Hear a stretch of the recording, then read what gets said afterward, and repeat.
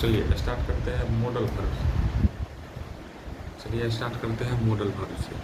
सबसे पहले मैं एक सवाल पूछना चाहूँगा कि मॉडल वर्ब से आप सब समझते क्या, बताइए तो। मतलब जब आप मॉडल वर्ब बोलते हैं तो आपके दिमाग में सबसे पहले क्या ठोक आता है?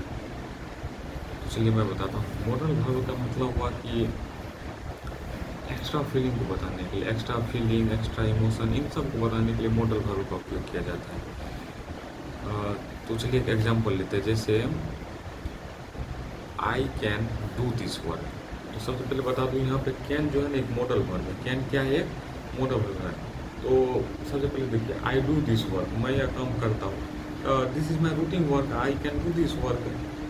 तो लेकिन यहाँ पे अगर sorry, this is my routine work, I do this work. I do this work means क्या होता है?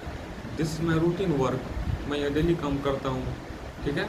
लेकिन अगर मैं यहाँ पे मॉडल वर्ब कैन का यूज करूँ तो कैन का मतलब क्या हो गया कि मैं यह काम कर सकता हूँ, आई कैन डू दिस वर्क।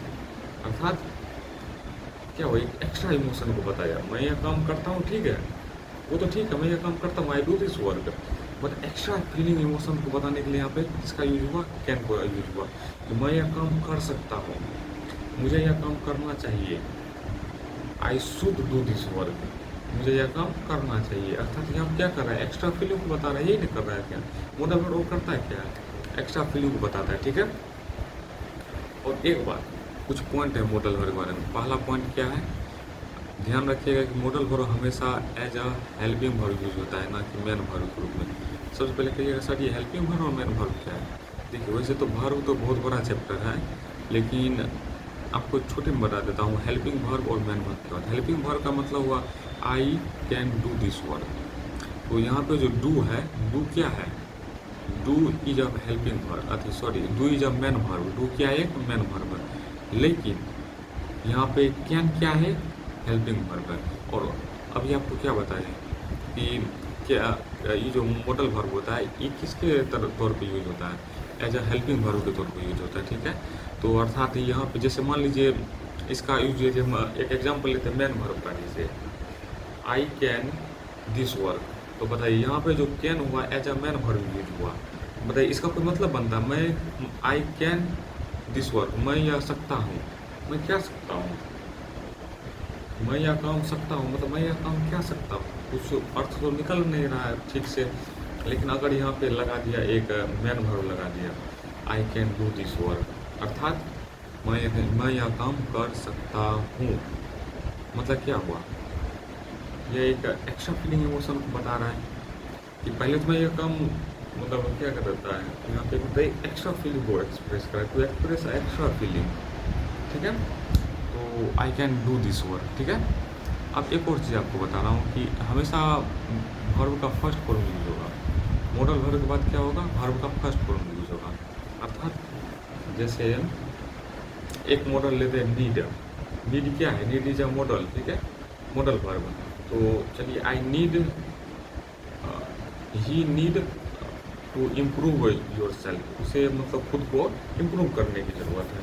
लेकिन यहाँ पे आप कहिएगा सर यहाँ तो ही है, ही कहने का मतलब थर्ड पर्सन सिंगुलर नंबर है, तो यहाँ पे नीड्स होना चाहिए। नहीं, नीड्स गलत हो जाएगा। मैंने अभी आपको क्या बताया कि मॉडल वर्ब के बाद मेन वर्ब आता है। खैर यहाँ पे कुछ एक्सेप्शन भी है, लेकिन उसकी हम चर्चा नहीं करेंगे। यूजुअली तौर पर, नॉर्मली तौर पर क्या होता है? मॉडल वर्ब के साथ वर्ब की फर्स्ट फॉर्म आती है, ठीक है। जैसे I can do this work, do आया, do is a first form, first form, ठीक है। डू है, डू किस क्या है? फर्स्ट फॉर्म है। तो समझ गए कि मॉडल, दो पॉइंट अभी आपको बताया। पहला पॉइंट क्या है? Model verb as a main verb के तौर पे यूज होता है, ठीक है। सेकंड पॉइंट, मॉडल वर्ब क्या होता है? सेकंड पॉइंट क्या है बताओ? हम बताते हैं।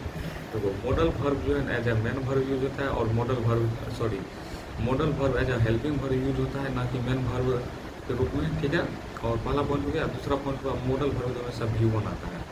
V1 कहने का मतलब वर्ब का फर्स्ट फॉर्म, ठीक है। तो खैर आगे कुछ है, अभी आपको वो भी बता रहा हूँ, और क्या क्या है बताता हूँ।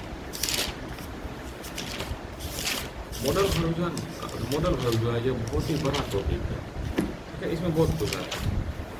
तो सबसे पहले बता दूँ आपको ठीक है, फर्स्ट पॉइंट हो गया। सेकंड पॉइंट हो गया,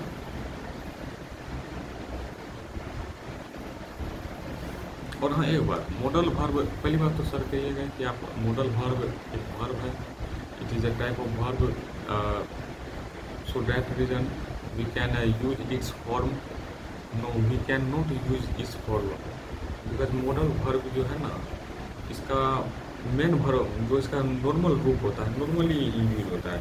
मॉडल वर्ब अपने आप में फिक्स होता है, ठीक है, इसके साथ आप वर्ब का फॉर्म नहीं यूज कर सकते। You should not use the verb form of its self, ठीक है। अर्थात जैसे आप कहिएगा कि जैसे जैसे वो कुछ भी ले लेते हैं एग्जाम्पल, जैसे क्या मॉडल अपने आप फिक्स होता है। जैसे भी आपको एग्जाम्पल दिए, he needs do this work, उसे यह काम करने की ज़रूरत है, he need do this work. अब आप सब बताइए, यहाँ पे नीड्स लगेगा कि नीड लगेगा?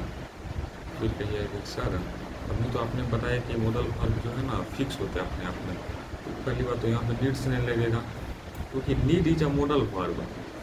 नीड्स यहाँ पे नहीं उपयोग होगा। क्यों नहीं होगा?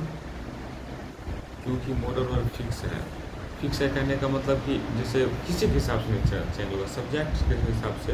You do not change with the respect of subject, because it is because this is fix, या क्या है, फिक्स है। So that reason we can not use its form, ठीक है। यहाँ पे आपने क्या होगा, नीड होगा, ठीक है। He need to do this work, उसे यह कम करने की ज़रूरत है, ठीक। यहाँ पे क्या होगा, नीड होगा। चलिए लेट्स एंड दिस सेशन, इसके आगे कल पढ़ेंगे।